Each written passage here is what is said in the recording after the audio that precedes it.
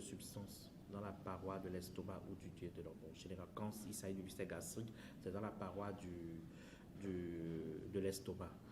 Une perte de substance pouvant donner même une érosion dans la paroi de l'estomac. L'ulcère gastrique a comme cause, en premier, nous citons souvent les anti-inflammatoires non stéroïdiens. Communément, nous pouvons citer l'ibuprofène par exemple, le diclofenac. Ces anti-inflammatoires peuvent créer chez certaines personnes des plaies dans l'estomac. Et puis, nous avons remarqué aussi qu'après le diclofenac, l'ibuprofène, en tout cas les anti-inflammatoires non stéroïdiens, il y a aussi les aliments épicés, trop pimentés, et parfois une bactérie qui a été détectée qu'on appelle l'Helicobacter pylori. Donc, pour résumer, les causes, c'est les anti-inflammatoires non stéroïdiens, l'Helicobacter pylori et les habitudes alimentaires, surtout les aliments très épicés. Alors, les signes, c'est généralement les douleurs à type de crampes, circonscrits au creux de l'estomac, et aussi des sensations de brûlure gastrique. C'est-à-dire la personne se plaint de douleurs abdominales, mais à type de brûlure. Et c'est généralement localisé dans la région épigastrique. La région épigastrique, c'est le creux de l'estomac. Quand vous laissez la partie thoracique, le creux que nous avons à l'estomac, tout de suite, généralement, c'est là que se localise la douleur et la personne se plaint à ce niveau.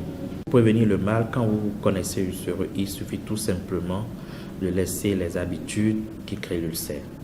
Évitez de prendre les anti-inflammatoires quand vous avez des douleurs, tout ça, il faut demander l'avis de votre médecin.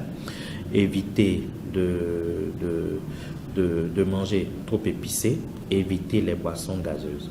Parce que tout ça, ces habitudes alimentaires, c'est ça qui crée l'ulcère tout simplement.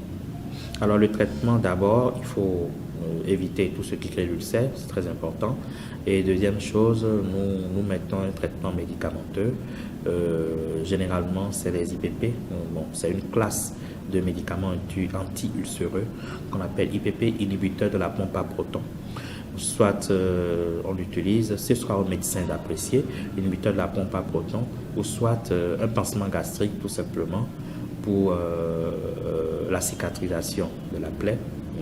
Et parfois, il s'agit aussi de mettre une trithérapie antibiotique pour lutter contre cette bactérie qu'on retrouve en cas d'ulcère qu'on appelle l'Helicobacter pylori.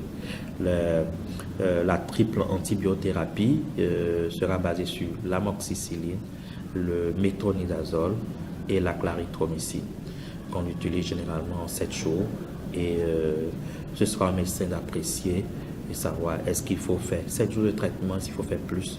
Ce sera un médecin de dire à son patient après un examen clinique. Des complications, on peut avoir les hémorragies digestives.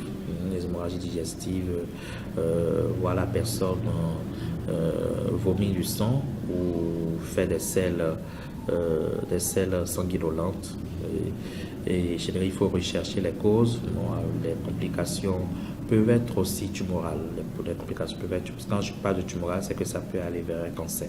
Le cancer de l'estomac, un cancer des différents intestins que nous avons dans l'abdomen.